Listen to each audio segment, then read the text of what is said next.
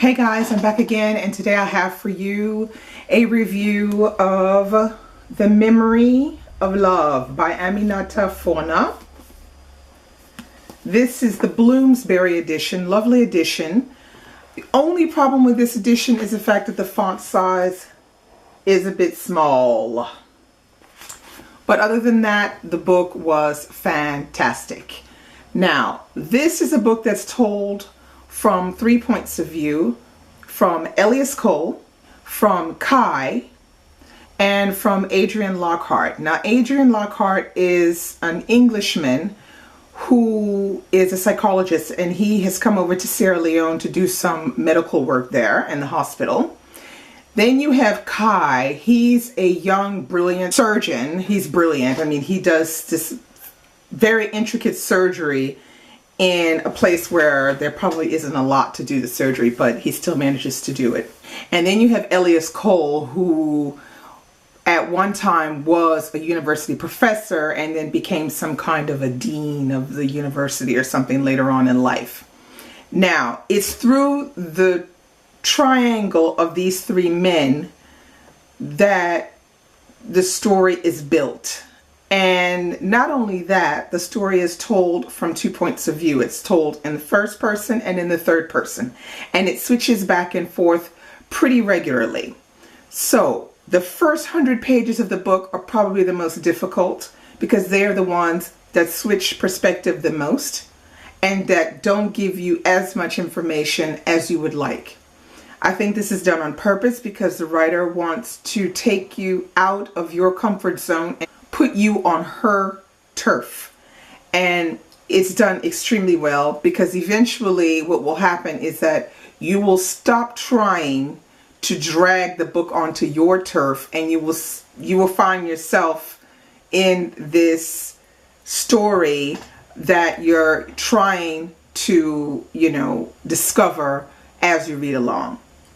So that part is brilliantly done. Now, the next part that I think that I really have to tell you is that this story is great for understanding better the history of the country of Sierra Leone, because through these three characters, you will discover all of the horrors of the historical past, the political coups and things like that that took place in Sierra Leone that have desperately affected the population.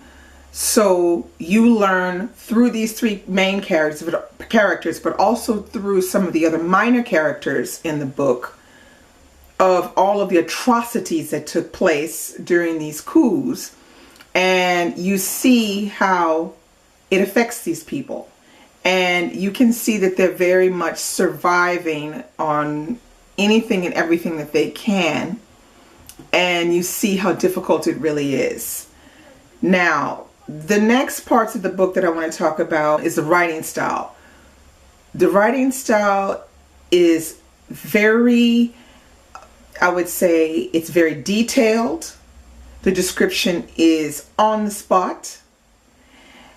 Now, some people may find that it's too descriptive, but I think the descriptions are perfect. Not only that, but some of the writing, like when she wants to make a point of something in particular, she always finds the exact correct way to say it. So there is no misunderstanding of what the author might have wanted to say. She is brilliant at that. And she does it with not with shorter sentences, but with fuller vocabulary, and that is amazing. The characters are all bigger than life. And another thing that's interesting is that Aminata Forna is writing as a man in a lot of the book, because she is has her full focus on these three men. So she's writing as three different men and in three different male voices.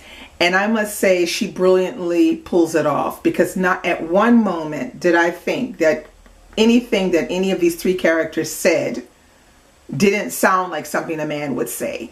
And, that is always something that as readers we usually have difficulty accepting, is when men write like women. Sometimes they slip and they say something through their character that a man would say, but a woman wouldn't.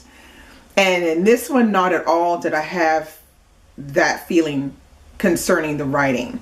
Now, if anything, I think she makes the women fairly silent next to the men, and I think that's just done on purpose because she wanted to focus on these three male characters. Brilliant story, 5 stars, top-notch read. If you haven't read her, you need to pick her up. Aminata Forna, she was born in Glasgow, was raised in Glasgow and in Sierra Leone, and she now spends most of her time between, I think, London and Sierra Leone. Brilliant writer. If you're looking for another African writer that isn't from Nigeria, this is the book maybe to try to pick up. I'm sure you would enjoy it.